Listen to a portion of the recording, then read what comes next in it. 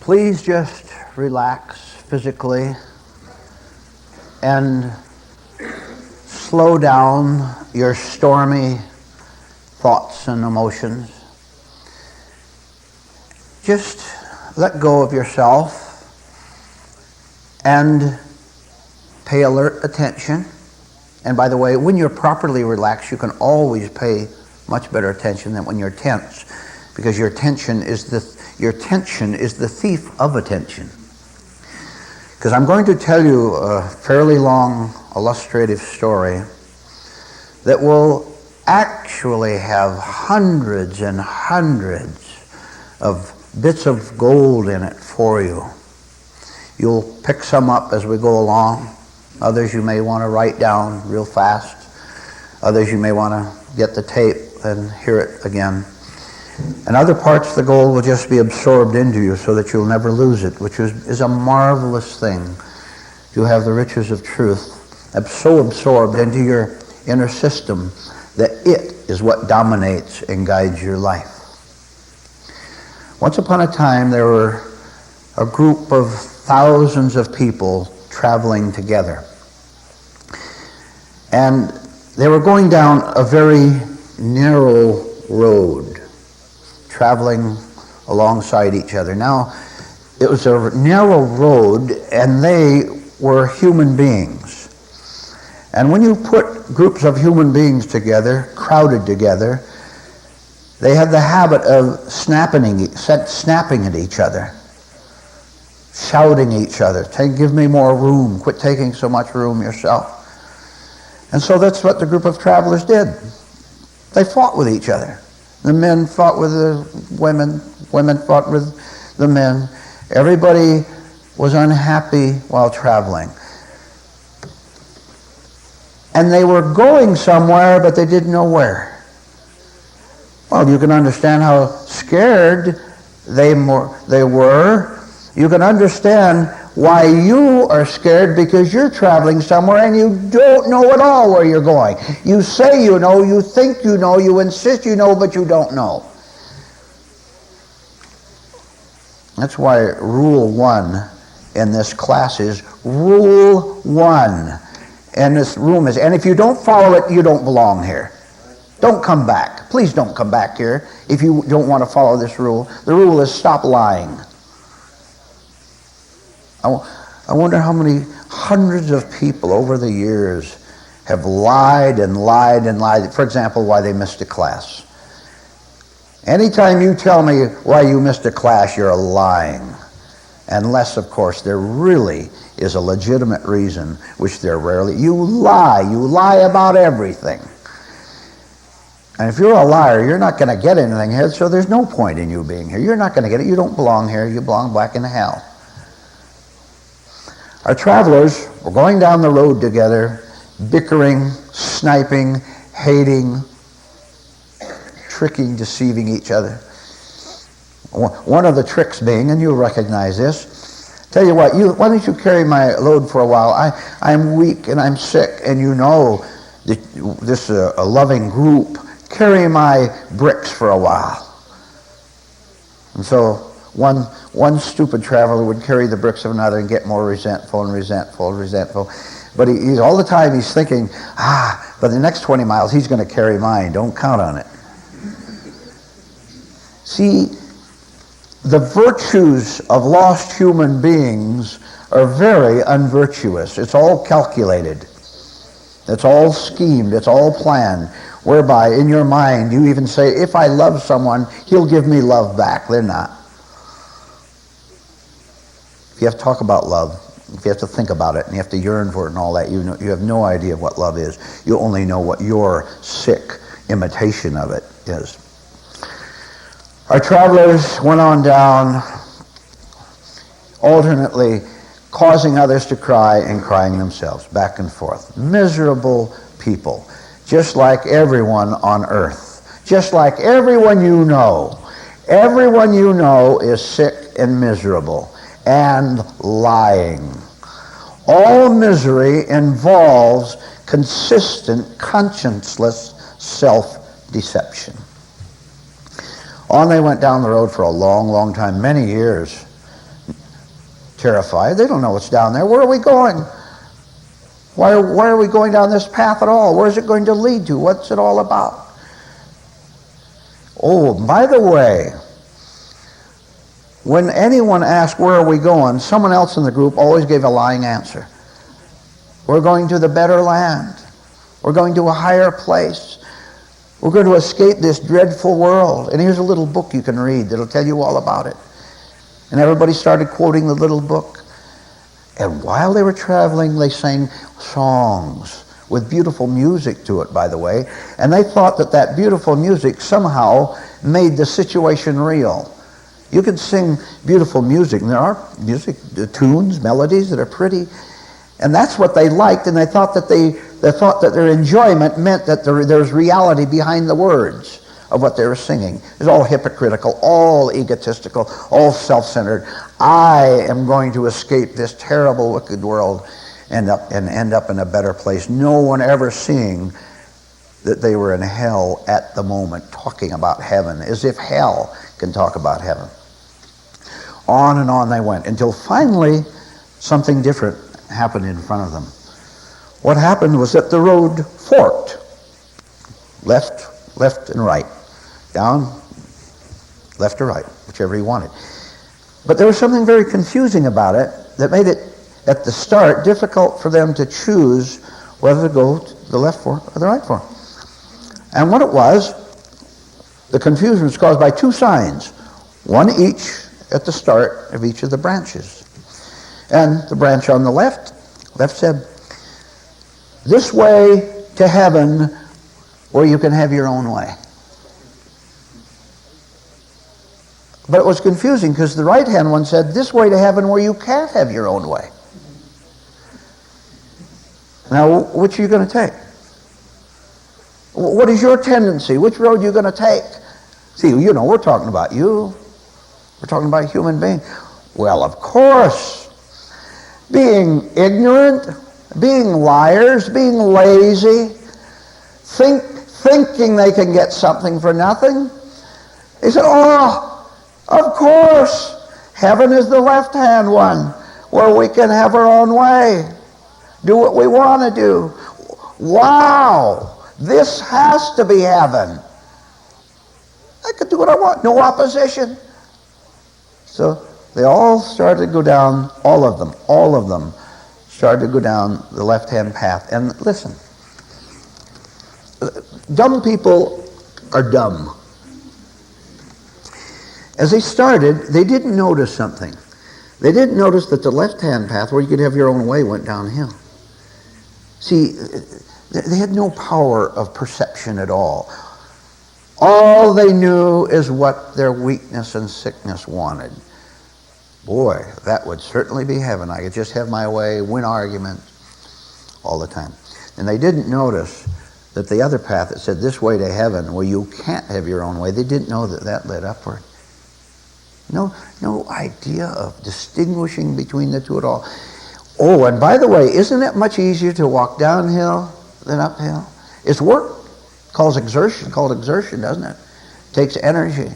Takes a certain amount of extra effort to go uphill. Downhill, you can stumble, fall. You can fall downhill. Very easy. So they stumbled down the left-hand path. Oh, and were they excited at whatever was down there, what they were going to find. After traveling for several miles, they did notice something, but it didn't impart any meaning to them. What they noticed was that it was getting hotter. The temperature went up from a perfect 72 up to 80. Then it went up to 90 and on up higher than that. And they began to get a little thirsty and uncomfortable, but the fact that it got hotter did not serve as a warning, because you see, it takes just a bit of intelligence to be able to see a warning when it's presented. They didn't have it. They were too excited about getting what they wanted. So they went on down, kept going on down. Pretty soon they came to where there's some very wide steps. Stone steps? What's stone steps doing down there? And they went on down, and they eventually found themselves in an enormous underground cavern. And it was pretty hot down there. And they looked around, and would you like to know what the first thing they saw? They saw some of the world leaders and some of the world benefactors, some of the great humanitarians of 300 and 700 years ago down there. And the next thing they saw was Satan himself seated on his throne at the end of the cavern, elevated, seated there, looking out at the new group of arrivals in hell. And he smiled, and he greeted them and told them to come close. And still excited, that said, I can get anything I want up there. So they came down, the devil told them where they were. You're now in hell. But I'll explain that to you, he said, a little later. You're in shock now, a little bit of shock. But it'll go away. Yeah, the shock will go away because you'll get used to it. And he welcomed them. And he said, welcome to hell. This is what you have chosen. And that sign up there was absolutely true. And the devil said to them, listen to this beautiful heavenly statement I'm going to make to you.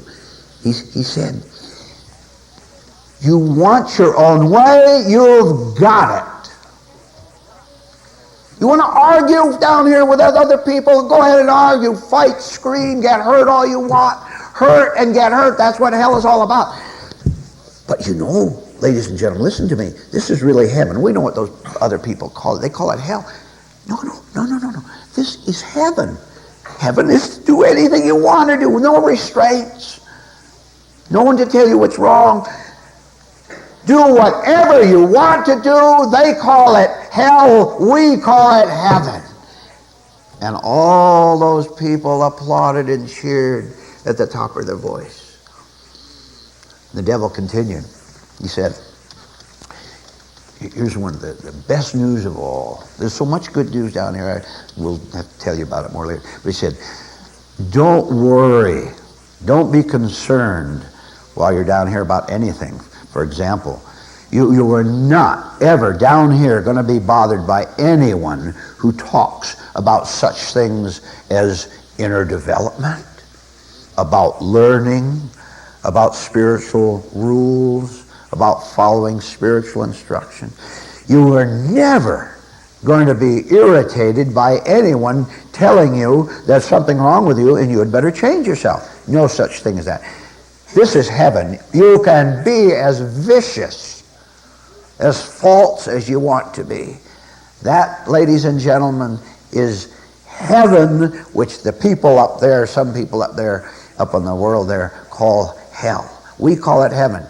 Go. Let yourself loose. Don't hold back. Let all your hatred and violence out. In short, enjoy yourself in hell. And you can have it forever if you want. Again, they cheered, applauded, they whistled. Thank you, sir. They thought, you see, are you following? There's a lot of subtle things here. There's one level of meaning and another one. They applauded him. They worshipped him as if he was God. The devil was worshipped as God. And he was. He was their God because he was like them. Self-worship externalized in a sick human being, the devil or whatever, is always love because it's self-love. Self-love of self-hatred.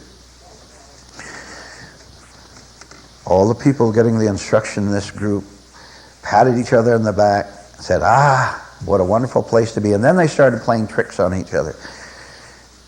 And if you had been there, you would have seen them alternately laughing, evil laughter, by the way, because they get an ego triumph. And they went about their business.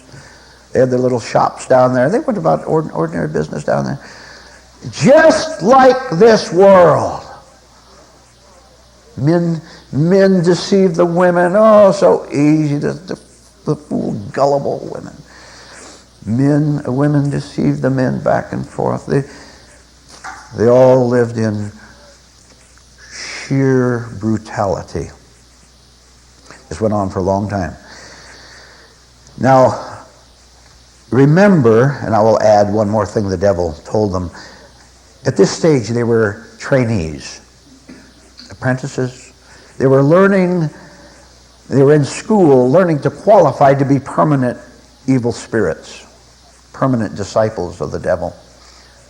They're training, and after a while they'd be accepted. Once they're accepted, hell was theirs for eternity. So they weren't completely gone over yet. They had taken the wrong road in dumbness, not wishing to see what was right, and not knowing that it is hell to insist that you know better than anyone else. They didn't know that. They called that hell heaven. So here we have our group of people, several thousand, one man. One man began to question, because he began to understand the one thing that you have to understand if you're ever going to get out of the hell that you have chosen up till now, which you were all in. Don't tell me you're in anything but that. Well, I told you don't lie. You can't get away with it. Why do you lie? You'll lie, and you say you're not lying, which is another lie. This one man had it. He was fed up. The suffering was too suffering. The pain was too painful. One little part of him didn't like calling hell heaven. But he didn't understand that. He just knew there was something wrong. And you know what he did right in the midst of hell? Which you can also do if you're intelligent enough. Here's what he prayed when no one was watching, as if anyone is going to pay any attention to prayers anyway. By the way, they have prayer services in hell. They had physical buildings where people went on Sunday, 11 o'clock. And they had bells ringing, and they had stained glass windows. And they talked about God, but guess who their God was? So here he was, and he prayed the following prayer, which is the start of inner consciousness on a higher level. God, I don't know who you are, but please help me. Don't you dare say you know who God is. You don't. You're a wreck. You're a lying wreck saying you know who God is. Why are you doing this to yourself and to everyone you meet? Because to the degree you lie to yourself, you lie to everyone else. You're not even religious. You're not spiritual. You're lost. And you are a horrible human being. And I'd ask you to be ashamed of yourself if you're capable of it. Woe unto any of you who are no longer capable of having a sense of shame. You are down there permanently. You've been accepted by the devil and all his helpers. You've been accepted permanently down there. If you have no sense of shame, that means you can't hear. That means you can't be corrected. That means you can't come to a place like this, which is a very rare place in this world. Can't come here. It means you can't come here and hear something different than you've ever heard before. Because you come here loaded with yourself. All you hear is your own reaction to what you're hearing instead of the pure, marvelous truth that you are being given. You won't come back here if you only want hell and hellfire. You've got your idea of what heaven is. What is it? Daydreams. Go on, make a list of what your idea of heaven is. Having your own way is one of them, isn't it? He prayed, God, I don't know who you are. See how honest that is? See how true that is? You don't know who God is. Nobody knows who God is out there in the world. God, I don't know who you are, but whoever you are, please help me. God can hear the prayer of any human being who has entered into self-doubt to the point where he wants to pray to God, even if that human being has sunk into hell 10 billion miles deep. God has perfect hearing anywhere in the universe. You could be 10 trillion light years down into hell, and God can still hear. He can hear a truly repentant, truly sincere human being when he gives a prayer like that. God, I don't know who you are, but please help me. Your prayer will be answered if you are capable of doing that in sincerity. Nothing happened. He prayed in 1 year every day, God, whoever you are, please help me. Nothing happened. But he didn't like suffering, so he went into the second year. God, whoever you are, wherever you may be, I don't understand you, but God, whatever it's all about, please help me. Nothing the second year, nothing the third year, nothing the 10th year. You have to give something up if you want to reach God. And what you have to give up is all the evils that want to make you quit. Don't let anything stop you from praying for 10 years, 12. You've got so much junk that you have no idea about that's standing in the way. You think you know, you don't know anything. You're a total wreck. But you can persist. You can be smarter than all the devils in hell and the Satan himself. You can be smarter than all darkness. And that persistence in doing that one little right thing, that persistence is smarter than all evil. So he kept praying year after year after year after year. You know what gave him the persistence? And I want you to remember this. The persistence that he was in a wrong place for himself. All the other people, this is the right place. They wanted to drag him down. See, this is secret work. Don't ever tell anyone what you're doing when you pray that God, whoever you are, help me. Those devils will pounce on that. What are you doing, being disloyal to your religion? What are you doing wanting something else when you've already got it made? Look how secure you are. You know you're not secure. You know what heat you have inside of you. You know that temperature of 110 degrees and nothing to cool it down. You know that, don't you? Well, you sense it. It'd be good if you knew it all together. Finally, because he did persist, God saw that the prayer was an earnest prayer. It was answered. An angel came down. God sent an angel down to give him instruction on what to do next as the first answer to his prayer.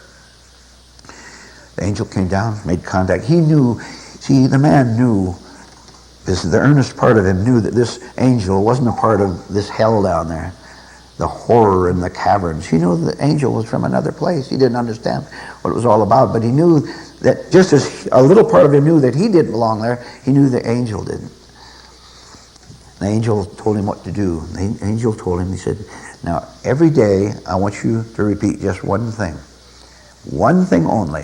I want you to repeat, hell is not heaven. Just repeat that every day, all the time. Hell is not heaven. When you do that, I'll give you the next instructions. I'll guide you. Every day he repeated, hell is not heaven. Hell is not heaven. 5 years, every day, several times a day for 5 years, he said, hell is not heaven. Nothing happened. Angel never came back. Do you know that if you're ever going to make it out of your misery, that you have to be faithful regardless of everything, all your disappointments? You see, you still want your answers to prayer. You've been getting them. What do you think those people were doing but getting the answer to their prayer? And they were psychopathic, and they were religious hypocrites. They were devils of every sort. You persist. You do this too. We're talking about you doing this. Saying every day, hell is not heaven. If you don't understand that, I know you don't. You think you do, you don't. You don't know it with more than your mind. You don't know it from your spirit. When you know it from your spirit, something else will happen. And finally something did happen after many more years. The angel came down, and the man who was truly repentant, to the angel that came down, and he said, you know, it took all these years, step by step, but I finally understand that hell is not heaven. And he explained it to the angel. He said, see, I was in love with my vanity, with my conceit, with my stupid invented personality, with my fakery, my pretense that I understood things. See, that's what I was in love with, and that is hell. To be in love with yourself, your own acquired false nature, is hell, but we call it heaven because we can always think about ourselves and always claim that it's a reality, but it isn't. But we get to falling in love with the hell of saying that to be egotistical is heaven because it's centered around me. And since there's nothing else, you lie to yourself saying it must be heaven. See why the devil gets away with it? How easy it is to fool stupid human beings because they want to lie to themselves. The angel said, you've got it. That's right. Now, you will willingly follow me out of this hell. And the man understood, and the angel ascended up the stairs again. The man followed him. And what a difference in his nature as he went up, because all of a sudden, all the years of work that he'd done on himself, his nature began to change, even as he went up those long, long steps up to the top, up to the surface of the earth again. Began to change. It got cooler inside him, and the temperature got cooler inside himself. Went down to the proper heat of temperature of 72. He began to feel good. Listen to what made him feel good among 1,000 other things. He felt better because he didn't have to wear himself out from morning till night, and even in his sleep, he didn't have to wear himself out convincing himself that hell was heaven. Once you know hell is not heaven, getting your way is not heaven, once you know that, what relief you'll have, how easy life will become. So he followed the angel all the way up. And this is the one rare man, rare woman, in 1 million whoever makes it out of their hell. See, it's a matter, largely part of it, it's a matter of seeing through the deceits of your own nature. For every truly spiritual condition, like peace of mind, like internal growth, understanding a little more every day, for every true situation, the devil has a counterfeit. And the major overall counterfeit that he had down in that hot, horrid, miserable place was his telling them that this place, which ordinary foolish human beings call hell, is really heaven. Because you can be yourself. Nothing is going to stop you. Nothing is going to stop you. You're going to express all the hatred you want, and you won't get punished. Well, which way are you going to turn when you reach the road? You know, all of you, I don't care what religious background you have, I don't care who you are. You know you've heard the truth, don't you? You know it. You can sense it, can't you? Now, you see, here's the problem that the travelers faced. Just like, let me first tell you, wherever you are, if you want rest, you can do it. You defy the rules in this class and you are out. You defy the rules and want your own way, you go down to hell. See, new people are so incredibly stupid, you think you came in an ordinary place here. You'll find out. I don't say that threateningly. I say it very calmly. But I use a certain emotional attitude because it will spark off a certain feeling in you. See, when I told you that you knew this is right, all of you responded either outwardly or inwardly, didn't you? When the travelers get to the fork in the road, automatically they fall into the easy way to the left downhill. Oh boy, I can do anything I want. I can scream at people and not get punished. I can feel excited and all that. That is the appeal to most of mankind, and most of mankind has taken the path to hell. Rescue is possible for anyone who comes here and listens. And if you don't listen, and I'll add, if you don't follow the instruction of this class, you're out. You can even come here physically. You'll never get it because your stubbornness and your belief in your own rightness is going to prevent you from finding heaven. You can come here and think you're growing and lying, but I will see through it. I will know it. I know which ones of you are going to make it and which ones of you are not. But when you come, and then you see the right-hand sign, and the right-hand side says, where you can't have your own way, the animal starts to growl in a human. I can't have my own way? If we have to get a one-word description of humanity, the one word would have to be stupid. And the problem with being stupid is that when you are, you don't know you're stupid because you call it intelligence, just like you call hell heaven.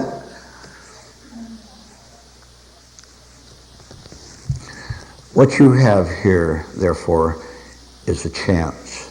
Don't you think for 1 second, any of you, that you're ever going to get away with it in this room, that you can have your own way. That would be fatal. We're not going to be that cruel to you. There's no way we could be that cruel to let you sit here and appease you and smile at you. Boy, you don't know how I've cut you people out of my life. You think I want anything to do with you? That's the one chance you have so that you make your decision as to whether you want to climb up out of hell and go the new road, which is hard at first, of course, because you're not used to it. And you'll find that eventually the hard road becomes easy, and the easy road is always hard, right? You don't know who God is. I want all of you today, all day long, and forevermore, I want you to pray that same prayer to God. God, I don't know who you are, and I don't even know what I'm talking about, but please help me. You do that over and over and over and over, being sincere about it, and your prayer will be answered, and you will get out of hell and get into heaven, and it will last forever. Human beings, being weak, seek out something strong. A person who is shaky and hazy, wandering and desolate, doesn't like his condition. It's the only thing he knows, and there's something in him that doesn't like it. And those who are finally find themselves are those who don't fall permanently in love with the feeling of being lost. A weak person, therefore, always seeks out what he believes is strength. He wants to put himself under the protective wing of what? And I want you to answer that question as I'm talking to you, because this is what you do. You put yourself under the protection, under what you call the strength of what? Fast cars, liquor, drugs, thoughts of striking back at the world, dreaming of power, building up your own fantasy world, hoping that no one can come in and disturb it, but they do all the time. The basic fundamental yearning of a weak person to find something strong above himself is right. It's good, it is necessary, and it's in you. However, this yearning for solid support, for real power, this yearning is uneducated. It's ignorant. It's dizzy. It's changeable. It's fickle. It doesn't know what to do with itself.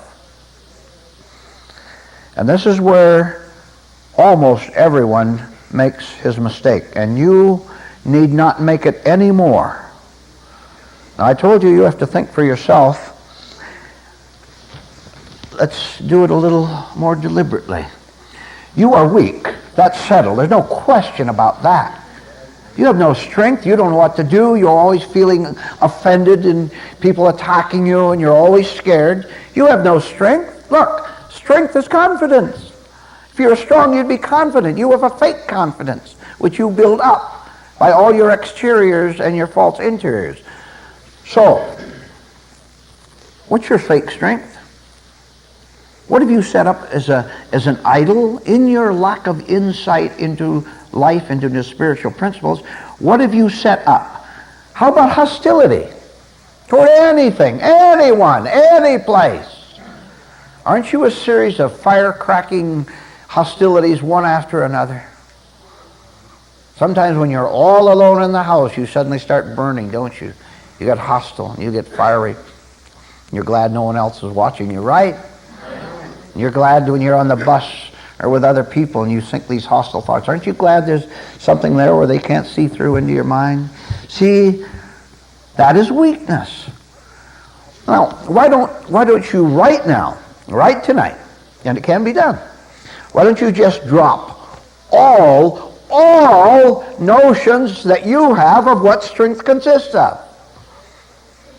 Why don't you drop all beliefs of what it means to be protected, because they are betraying you. They always have, they always will. Why don't you right now dismiss once and for all, forever, all mere ideas you have as to how you're going to get through this world today and tomorrow. Get through safely. You're not going to get through safely. You never have. Isn't it astonishing, though, how a simple statement like that can be made to millions of people and not one of them hears it? Why? They fight, right? They say, who are you telling me that I don't have my protection? I have God. You don't have God at all. You have your plans, and your plans drive you crazy. See, most people are so utterly dishonest, there's no point talking to them at all. We tell them over the years here, don't go away, don't miss a class, come back to every class, and they go away. Hopeless. You need not remain a hopeless, helpless human being if you understand and want to understand what we're talking about. Now, I said you're going to have to dismiss all your ideas of what it means to be on solid ground. You're going to have to give up the idea that the way you now think and do is the right way. Now look, can't you see the contradiction? You're always in trouble, aren't you? You're always in trouble with yourself. Well then, why are you continuing to do the wrong thing? It's obviously wrong because you're weak. You stay weak. I'm going to do this to get strong. You stay weak. There's something wrong in your logic, in your thinking, in your mind, in your conclusions, in your experiences, that what you're using to make you secure does the exact opposite. You continue to shake. Now, be intelligent enough to see that you can't yet do that. See, that would be a start. You now insist that by following yourself, you'll be okay. That if you could just repeat what you always do, it'll be all right. But that doesn't make any sense. It's ridiculous. It's nonsense. It's ludicrous. It makes no sense at all. The old story. If it could have worked, it would have worked. Right now, as you are seated here, listening to this talk, whether in this room or on the tape, right now as you're listening to this talk, nothing you have ever done has worked. Why don't you drop it?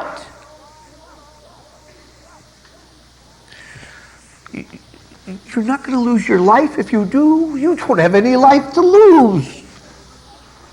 All you have is junk. You want that precious junk. What's the matter with you?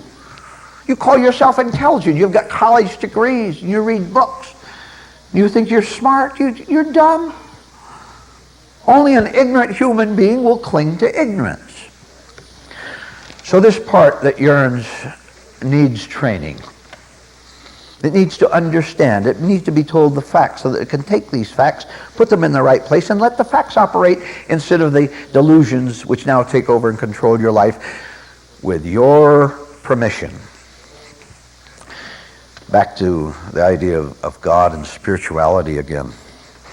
Person goes somewhere, and he's troubled. He says, I'll turn to religion. Maybe God can help me after all. And he doesn't even know. He doesn't even know already that his intentions are hypocritical. He doesn't understand what you should be beginning to understand, that if you think that there's a self who can be saved by God, you're never going to be saved. You're going to say you're saved. You're going to call yourself getting better. You're going to say you've dropped your problems. You haven't. You've just exchanged one set of sickness for another set of sicknesses. Well, what do you know? Look what we've run into in our walking already tonight. We have discovered that you just can't, by an act of your mind, by saying, I'm going to be spiritual, you can't be spiritual just by saying so. Just by saying, well, I'll turn to God, you can't turn to God. Because you don't know who God is. All you know is, you see, we covered it. All you know is your inner secret definition of what God's strict reality is. And it's called the bottle. It's called preserving your way of life, no matter what wreckage it causes to your family or to you. How many millions of human beings do you suppose worship that one horribly malicious state called stubbornness? Plain old stubbornness. Refusal to learn. I already know. Don't tell me what to do. Plain old stubbornness. Stubbornness, being based in vanity, in conceit, in delusion, is an incredible sickness that few people recognize as such, because they have called the whole conglomerate set of stubborn attitudes me. That's what they call themselves. And that's what they call their strength, and that's what they worship. And that kind of strength is driving them steadily and steadily more demented, more alienated from reality, more pain and more suffering. You have a chance in this room tonight to change everything. For your sake, don't miss it. You think, some of you new people, for example, you think you're seeing a man up here trying to impress you as if I care to impress you at all. I care about one thing in this room, and that is to give you the facts to see what you do with them. And if your stubbornness takes over, you'll go out of here and you won't have a thing. Not a thing that you could have had. Now let's see what real spirituality is. It isn't suddenly thinking in a new way. It isn't suddenly adopting a certain religious manner of speaking, platitudes, quoting religious books. That's obvious, isn't it? Oh, not obvious to a lot of people.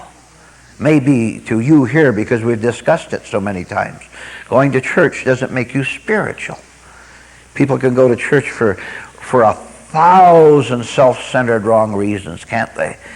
For example, they're afraid of God. And they think if they go to maybe once a month, when they stand up before God one day, he'll look at the record and say, well, you tried, you went once a month,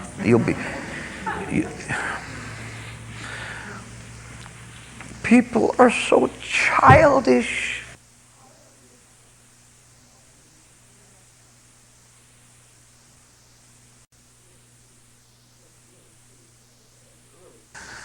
Really, please, look at a 6-year-old child and look how they behave, which is proper for them, and see everyone else that way too, inwardly, spiritually. Little 6-year-old kids, 6'5" people, 5'10" women, 5'8" women if you're a little shorter. Walking around. How many of you went to high school, or its equivalent in some other country? How many of you went to high school? Not much difference in you, is there? Remember how you entered the kid who, he not only had a candy bar, but he had one in his hand and one in his back pocket because you could see it there. Remember that? 2 candy bars and you didn't have any. How many have changed? Not at all from that. The price of candy bars, forget them. You become authentically strong, which is the same as being spiritual, by starting to use your mind properly. That means to collect facts, just as you're doing here now. Please, come on. I want you to do something right now for yourself. I want you to forget all about what it means to be spiritual. It'll lead you wrong.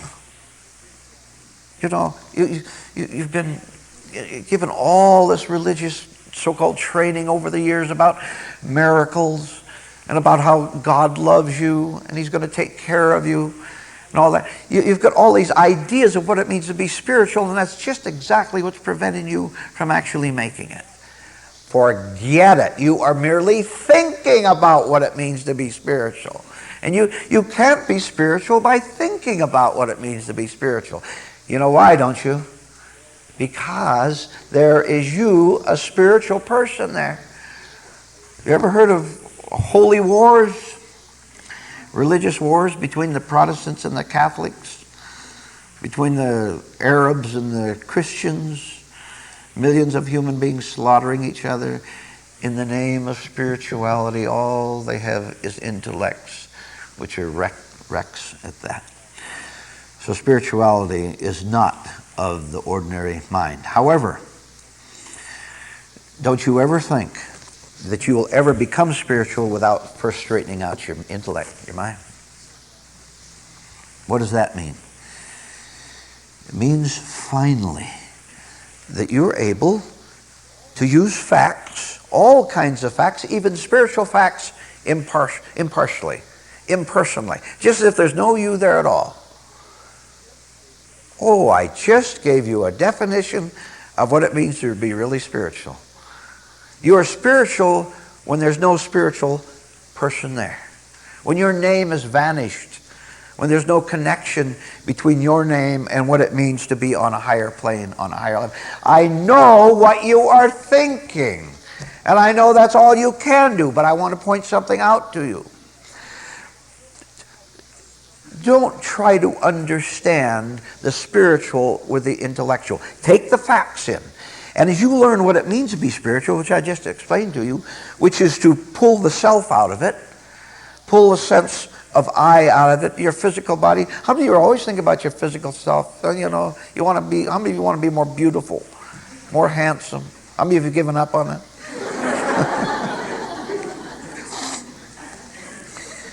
The body alone, or what you're going to do, your plans, and whether people are going to like you.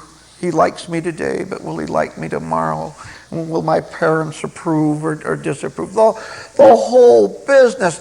You can either think or you can be free. Now, which do you want?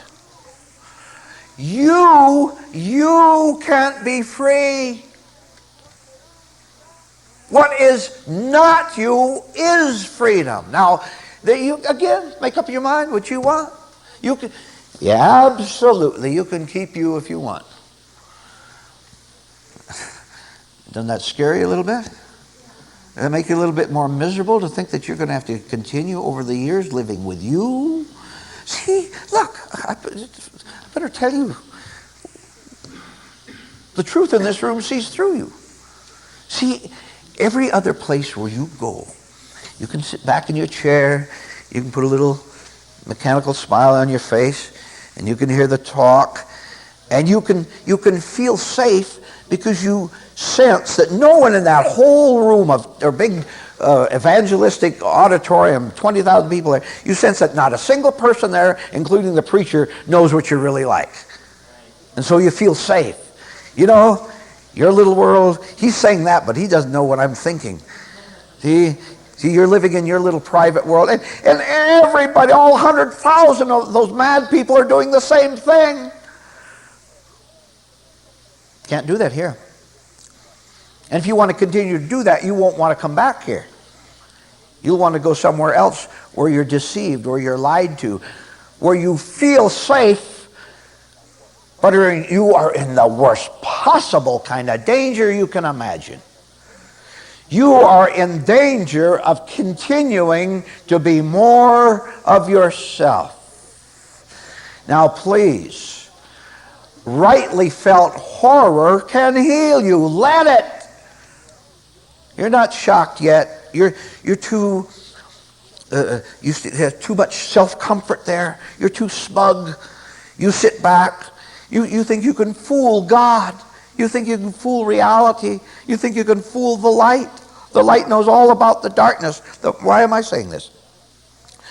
Because you don't know you're doing this, and I want to point it out to you so that you can start to listen to what's being said. So you can begin to understand all these things. You can understand, for example, that if you're going to think your way into a happier life, you're going to think your way into getting what you want, and you think that that's going to make you feel fulfilled, you can begin to challenge that kind of thought. You begin to question it until you see what you have really been all your life, and let this erupt inside of you and destroy your images. It's the word and the state called gullibility, being gullible. A gullible human being who thinks he can think his way into heaven, into completion, into solving his problem. A gullible person does not know he is gullible. He never sees himself as that. Never. That's one of the clever tricks he's played on himself all the time. He sits back and he has all his ideas and images that he's not me gullible. I'm intelligent. You are not intelligent. The very fact that you hide anything at all inside you proves that you're ignorant, not intelligence. Intelligence begins by seeing ignorance. Look at that one sentence. Intelligence begins by seeing ignorance. How many people do you know? How many of your friends are going to do that? They're not going to do that, are they? Let's illustrate it with a story. A true story about society and about gullibility. Think, when I tell it to you, that this includes the whole world, that we're talking about everyone, everywhere, because we are. There's once a council of evil men. We'll call it the Council of Evil, all right?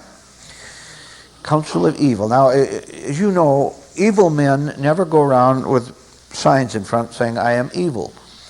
They're smarter than that. They put on buttons and badges and uniforms, and they salute and do other things to make you think that they're strong and good. So this Council of Evil kept itself invisible, respectable looking. And you know what they did? Let me tell you how they controlled one town. And then they went to the next town, the next country, until they controlled the whole world, which they've succeeded in doing. The whole world is lost. The whole world is, one part of the world is under the control of the delirious, sick other part of the world. And then after a big war, the winner who has the biggest cannons takes over, and they're right because they got the biggest cannons, right? All right. So this invisible council, guess where they went? I like to do things cheap, as inexpensive as possible, with less cost to them. They went down to a huge car junkyard where they heard that a bunch of bums were hanging out and living. You know, down by the railroad tracks outside the edge of the town there, and all these thousands of abandoned cars, half wrecked, 3/4 wrecked. So they went down there, and sure enough, there were 50, 60 bums. They had their little fires, you know how you usually see them portrayed. They had the little fires, and they were cooking their little dinner over a little can there. Sitting around, they were unshaven, they had sloppy clothes on, and they were all defeated, and they were very sad, very sick, defeated human beings, by the way, who chose what they have, and they were no different from the 50 executives in the big office building about 5 miles away. That's another story. So the council went down and they studied them. They're pretty sharp. They're not stupid. Cunning can be very clever at times. So they studied all the 50 men that they saw down there. A few women too. Well, equal rights. Women could go down to the junkyard now too with men. And they studied them. And there were about 5 that fit what they needed perfectly, which is this. Their faces were right, not too weak, not too far gone, because in their earlier part of their lives before they took to alcohol or drugs or simply gave up after divorce or whatever. Before they had been successful men and they knew how to act, and the evil council knew that, so they selected them and they trained them. They trained bums. You know what they did? They took them down. They bought them suits, took them to the barber, got them new shoes, retrained them, took them up to a home, put them in various situations. And they ran them for public office, and they put them in high positions. They had certain strange powers, put them in high positions. And they became powers in the community. They made a lot of money, which they turned over. They were very grateful. See, when you're lost, have you ever noticed people, and I'm not criticizing bums, I'm not being sarcastic toward them, but simply as an expression of fact, have you noticed how when they sit on the curb, they look up and the smallest movement catches their eye? You walk by, they'll look at you. Most of them, not all, unless they're drunk down that way. They'll look at you. In other words, they'll follow the smallest movement that seems to give them something outside themselves. And these what these, say, 5 or 6 trained bums did. Followed every word exactly, every instruction exactly. And they took over the city. And they took over the financial communities, and they took over the churches. They became great influences. And when the invisible council had used them to get what they wanted out of them, the men were just puppets, of course, got what they wanted out of them, they do. Oh, I tell you, if you're here tonight, don't miss what I'm going to tell you next. So it won't happen to you. If it happens to you, it's because you didn't listen to what I'm going to say next. It will happen to you unless you listen and obey and come back to every meeting. The invisible, evil, psychopathic council used the trained bums, and when they were through with them, they abandoned them. And you know what happened to the bums? They became bums again.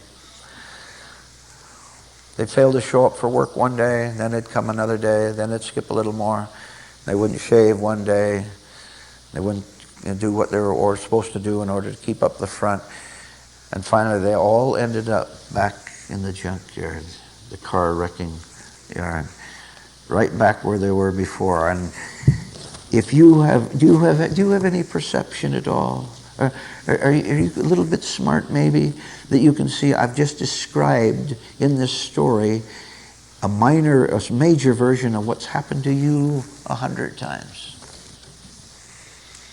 Did you get taken over by some false system, some false human being, and they used you for a little bit, and you find that when they withdrew support because you didn't have strength of your own, you went right back to where you were before? Now, what kind of a life is that? If that ever happens to you again, it's your fault. You've heard it. Now you have heard it. Now you know. Now you've been told precisely, exactly, word for word, why you end up where you started. Because you won't listen. You're so smart. You know everything. You're not smart at all. You're stupid if you repeat the pattern. You know, some of you, you're exactly what the devil has been looking for. You're exactly what that evil, invisible council was looking for. They have succeeded, haven't they? And you know it. They have succeeded with you. Why do you think we're here tonight? Why do you think we're here all the time? To break the pattern. Break it. It can be done. If you will be sensible enough to listen. Begin to straighten out that miserably operating mind of yours that can't even hear what I'm telling you. Now, you don't even know that. You don't even know that. I know what you don't. You don't even know that you can't hear me and you can't understand me. If you sense it, that's good. That sensing will bring you back. And that sensing will keep you awake and aware when those evil people come around. Who might it be? Someone you know already? Someone you're going to meet tomorrow is going to con you into something? going to drag you down to where they are, and then desert you and leave you, and then you have the nerve to complain. You have the nerve to complain how badly people treat you, how they use you and exploit you. You did it, they didn't, because it's possible to recognize a con man, a spiritual con man, or any other kind when you meet one. It is possible for you to recognize them, not with your intellect, but with your spirit, which can be developed when you go above your intellect. I want to give you a short, very powerful summary how to do it.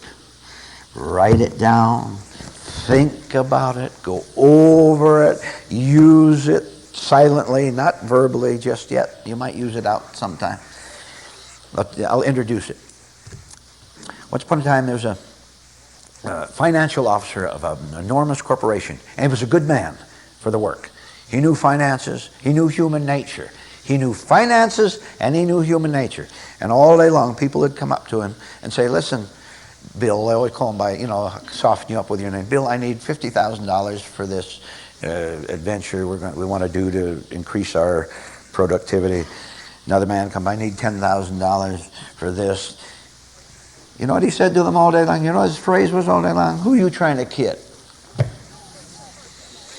You never think to do that. You're not intelligent enough to do that. I want you to start.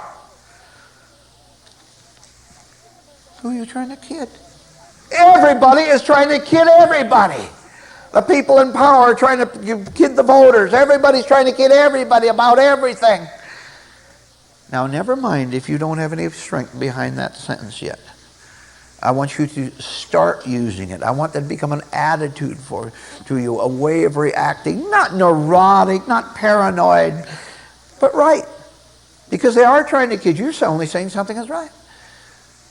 You see, this arouses right recognition of the evil of the average human being, which you will see as you see it in yourself first, of course.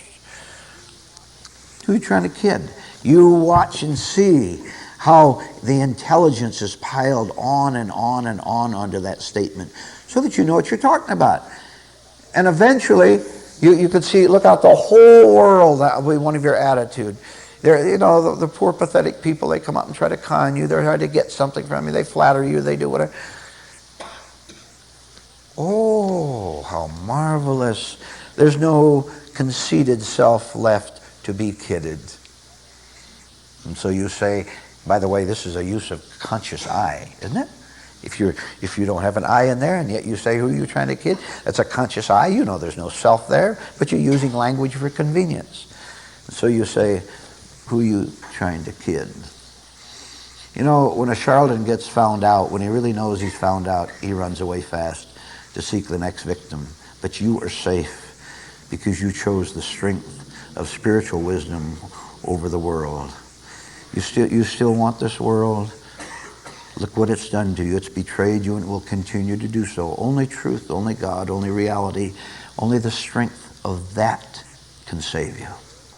We can hear without understanding. You can hear spiritual truths with your mind, and because the mind is so deceitful, you will translate what you hear by saying, I understand. In this room, you must be ever alert to your own wrong interpretation of what you hear. Otherwise, you will become fixed in your delusion that you understand a spiritual truth given, that you can't go on to seeing that you don't understand at all.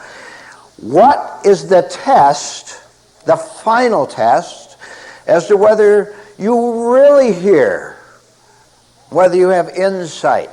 The test, listen to this and don't ever forget it.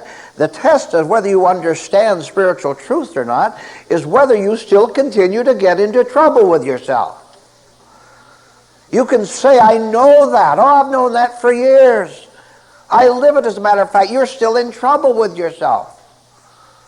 You're still guarding yourself, still protective, still very tense and nervous about your life. And getting into trouble with the outside world is an extension of your inner grief that extends itself outwardly. And you get in all sorts of trouble with other people, small ways and large ways. The point is this. Please see, right while I'm talking to you today, try to see, make an effort to see that you have assumptions that you are taking everything that's said to you rightly. Please get over all idiotic notions that you have that you are spiritually intelligent, because you're not. Proof, evidence, go right back to what I said. If you're sad, if you're depressed, if you know better, if you wander around looking for someone to help you, looking around for some little comfort, thinking back in memory to better days, what you call better days, if you're doing that, you don't understand, and therefore you are seated here right now, trapped by assumptions that you already know, not knowing, seeing that you have that assumption. People do not see their delusory beliefs because their whole nature is the delusory belief. Therefore, there's nothing outside that can see it and say, I see what that was talking about, what he was talking about. I took something and translated it the way I wanted to translate it, the way I always translate everything, into protecting and promoting my neurosis, which gave me a false pleasure. You take a look at your wrong interpretations of what you hear until you can understand what it means to have a false enjoyment over your wrong translation, where you feel, you watch it till you see it, I protected myself. See, there's something in you that doesn't want to face the fact that you know nothing at all, which is the fact. You know nothing at all about spiritual things. And you'll get something in the class, and you'll see yourself, what's he talking about? Any sarcasm, any defense, any offense, any discomfort. Learn, for heaven's sake, to take discomfort in this room as exposure of the fact that you are indeed a wandering, meandering human being who has wandered out in that world, and by some circumstance you came in here. Don't you lose what you have found here. If you do, if you go out, you won't know that you're going right back to your delusory, wrong world, and therefore suffering increasingly from it. Summary. Try to get to the inward point where you see a truth, live the truth instead of thinking about it and distorting it according to your pet beliefs, your opinions, which you call facts. Permit yourself, if you have any sense at all, permit yourself to be jolted and stand there, sit there, and take it. Just take it. All right. Well, now we're going to the movies.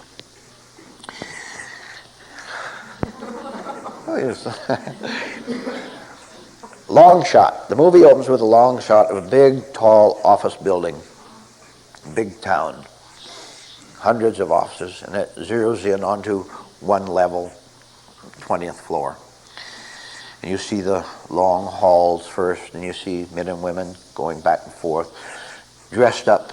All these men and women are dressed up in their uniforms. The uniforms are suits and ties, ladies dressed comparable in a certain way. See, clothing is used as a false front. If people were sane, clothing would be pretty close to what we wear here. That's right. That's absolutely, even, yes, in your government buildings, and by the way, there'd only be one in the whole country. That's all you'd need. And that would be filled with experts who have technical knowledge is all. And there'd be no superiority over those who are learning technical knowledge. Right. Big office, but back to the movie. Big office building. Now you're in on a floor and an enormous room, hundreds of desks, hundreds of men and women individually behind their little desk, and you know it's a big company of some kind where they're all seated there doing their daily work. And it's in the afternoon. You can tell, movie makers know how to put it in your mind that it's morning or night or whatever, or noon, brightness and so on. People take out their sack of lunch, you know it's noon, right? They can show you how to figure the time of day. All right, getting late in the afternoon, and pretty soon several of the workers get up and start to walk out. Pretty soon the camera zeroes in on one lady. Well, we'll make her a medium young lady. You can settle whatever age you want. And she's seated at her desk and she's working away, and pretty soon the other workers come down the little aisle next to her and says, "Good night." Say good night. We'll call her Mary. "Good night, Mary." She looks up and says, "Good night." More workers pass her, and the clock is up in the wall. You can see it's getting toward 5. More workers leave, more leave. Finally, there's only 4 or 5 left in the whole room, big enormous room. And one of them comes by, one of the men comes by and says, "Mary, listen, several of us are going to a movie tonight. It's a good movie, new movie. Come on, go with us. Close up your books and let's go." She says, "I can't. I've got to work late. Lots of things to do." Gets darker. The lights finally turned on. Pretty soon she looks up. The last 2 or 3 workers in the whole room are walking out and gone. Yeah. Now it's getting darker. Already you'll understand what kind of a movie it is, don't you? A scary movie, a mystery story of some kind. Of course you understand it, because when you see that, you get scared. And that's what they want to arouse you in you. That's why you're doing this. All alone, getting dark, an enormous building, no one else around. But there's still a few little tricks the movie makers will play on you. I'm fairly well acquainted with how they do these things. So there she is all alone. She looks at her watch. She's not paying much attention to anything but her work. She's completely absorbed in mental activities. You want to get the work out. Gets dark, and pretty soon she looks up, her ears hear something, and hears footsteps coming down the hall outside. She's right near a door with a hall outside. And she's a little bit curious what it is, and she looks up, and pretty soon the door opens, and she sighs with relief. "Oh, hi, Bill." Bill is the security guard making his patrols. Now you're relieved. See how they build up tension, then they relieve it, that sort of thing. So Bill says, "Hi, you see you're working late tonight." She says, "Yeah, I've got to get the work out." And he disappears. Gets darker, and the music, proper kind of music, begins to play right in the background. And you can sense by her good acting ability, her increased sense of desolation, being there all alone. You can see the darkness outside. We're building it up pretty good, aren't we? With a very good point to follow. Footsteps again, and she's a little apprehensive this time because it keeps going back as if someone's walking back and forth out there. And she says, "Who's there?" She's scared. Now for the first time she's a little bit terrified. Footsteps keep coming back and forth, and she sees the door wiggle just a little bit, but no one comes in. Finally she gets so nervous she phones the security number, which she knows about. The guards are down in an office down the main floor. She phones the number, no answer. Now she's doubly scared. The fear increases by degrees, doesn't it? And you're following it. Do you identify with all this? How many of you do? How many of you get scared at a scary movie? Please stay out of it. I've given you an exercise for that, and I'll give it to you again right now. You're watching a movie, any kind, where there's something scary. Suddenly shift your eyes from the TV screen to the wall. Look at the lamp over there. Look at the picture on the wall, whatever you have in your TV room. Please, you're not supposed to be inside the set. You're supposed to be an observer of that horror movie, just as you're supposed to be a detached observer of life. Break, break, break, break, break. Right? Do it. Don't fall into the false pleasure of negative emotions of that scary movie. You can watch it all right, but use it, whatever you do, to wake up. Darker and darker, later and later at night. And finally, the footsteps come closer and closer, and now she's beginning to shake. She knows she's all alone there. No one answers the guard phone call that she made. The doors, have you ever noticed the doors always open slowly?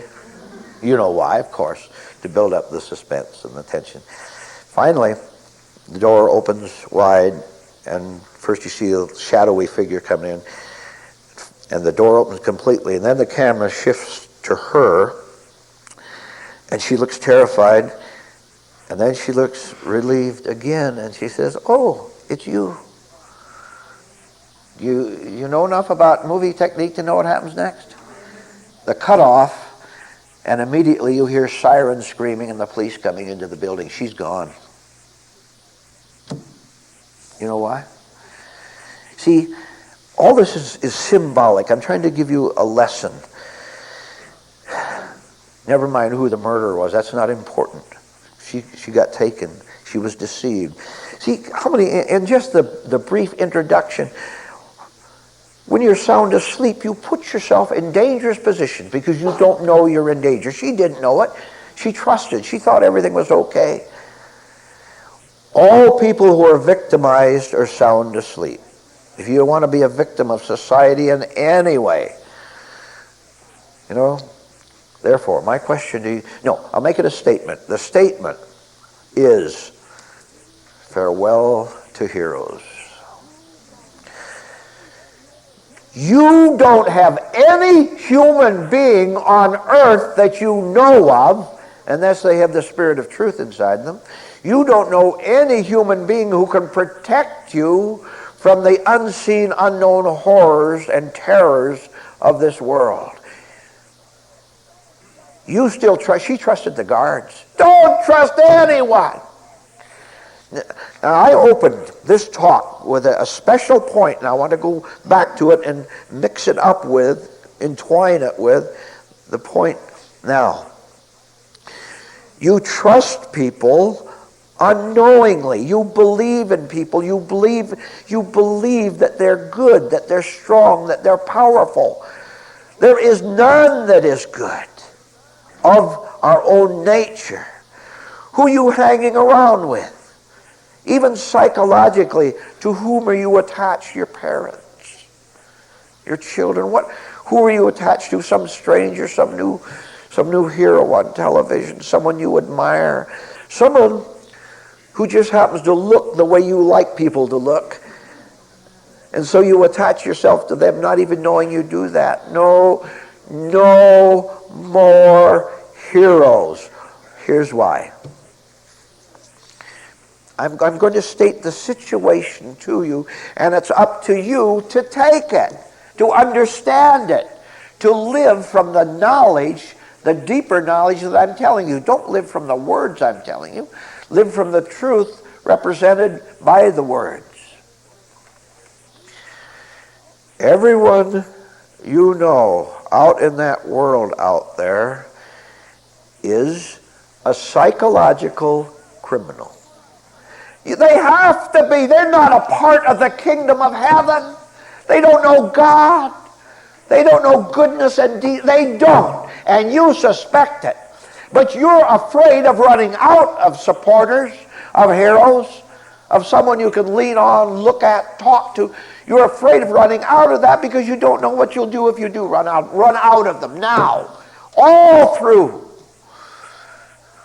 That famous man that's supposed to know so much, who's guiding things. That man with all the money, those people with all the power, that person you trust simply because you've known him or her for all these years. You've simply got a habit, the bad habit of relying on people who don't even have self-reliance. Don't you know that the heroes don't even believe in themselves? Don't you know what they're like? Don't you know? Let's see if you know. Do you really understand from your heart what happens to any kind of a social religious hero of any kind, do you know what happens to them when their supports are pulled away? They do the same thing you do. They sob and they shake. They're gone. I'm trying to get a very subtle point over to you as follows.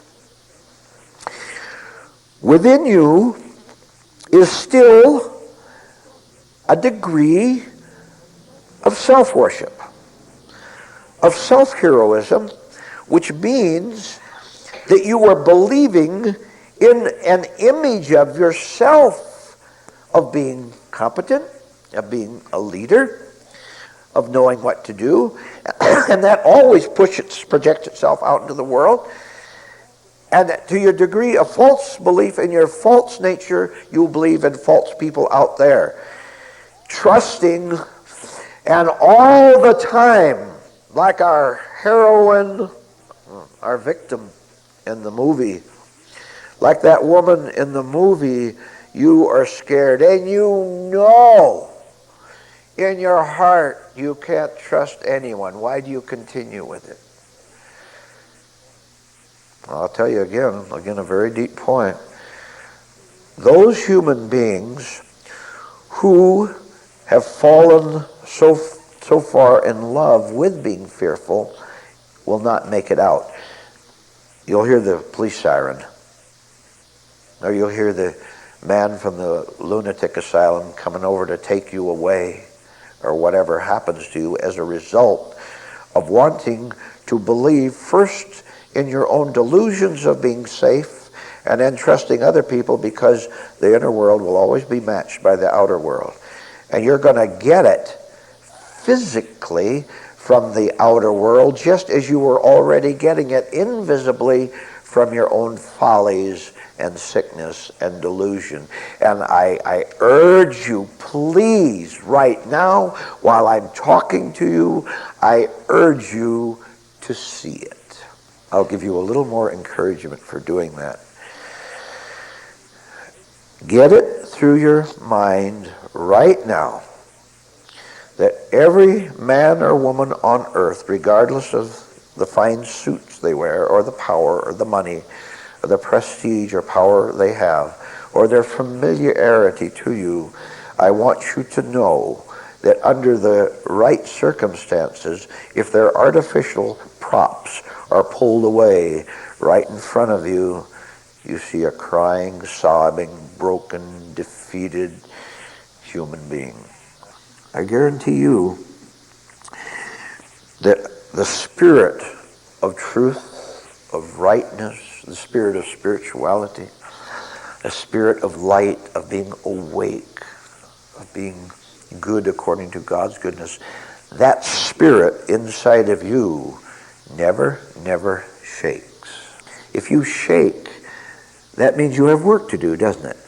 It means you're going to have to see how you have been unconsciously trusting your own psychological makeup as it presently exists. You've been trusting that, and it's not necessary. When you know you're in a dangerous position in that relationship with another person or within yourself, when you know it, the magic happens, the miracle happens, the good thing happens. All by itself, it comes from out there and surges through you, and you know what you say? Oh, look how simple and direct it is. All of a sudden you feel it and you say, wow, I'm getting out of here. You don't say that. The world doesn't say that. In many smaller ways, you've experienced this, haven't you? And even after the door opened and you looked up, you see, and she says, oh, it's you. That means that it was someone she knew, of course, but the police later doesn't know that.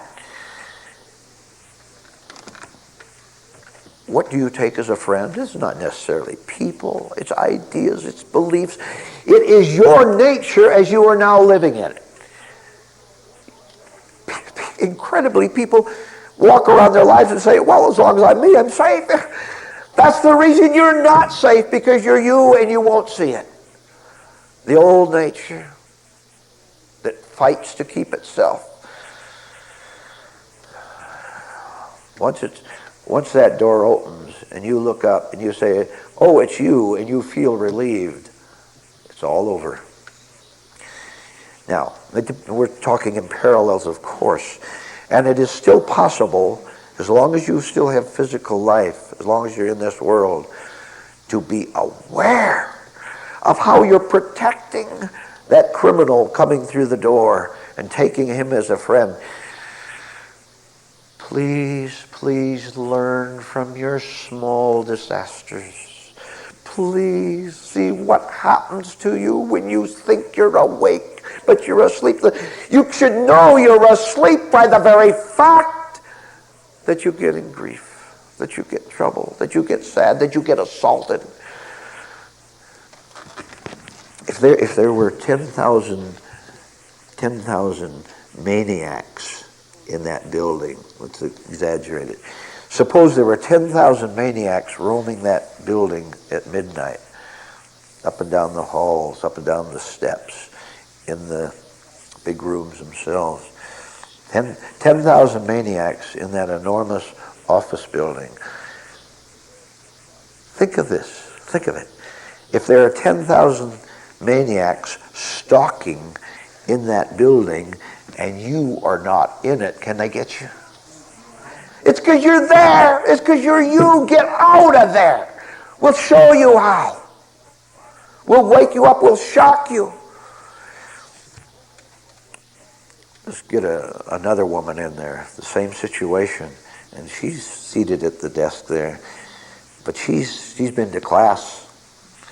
She's beginning to get onto things, and she hears the footsteps that don't stop down there, and she sees her own terror of being where she is. Now, as her common, ordinary sense, which is very uncommon in this world, right? Her sense says, I better not be here. What am I doing? See, she's shocked at what she's been doing. From 5 o'clock up till 9 o'clock at night, there's all these 4 hours she's been sitting there in danger, and she didn't know it. All right, at 9 o'clock, and she hears the footsteps. And it's all dark and mysterious and scared. If she will take the shock of saying, what am I doing? I must be an idiot to be here in this dangerous place. And she gets out of there. She is now outside the building. 10,000 maniacs can't touch her. A million maniacs in this world, and there are a lot more than that. Everyone's a maniac who isn't awake. Everyone is a maniac, a polite maniac, a smooth maniac, a very clever maniac. Every one of those maniacs can't touch. None of the maniacs can touch her because she's not there. Change your inner location. Be in a different place inwardly. And you see, just as you know you're in the wrong place, you'll know that you're in the right place. How would you like to get rid of it? Would you like to get rid of that? All right, ponder everything and take a break.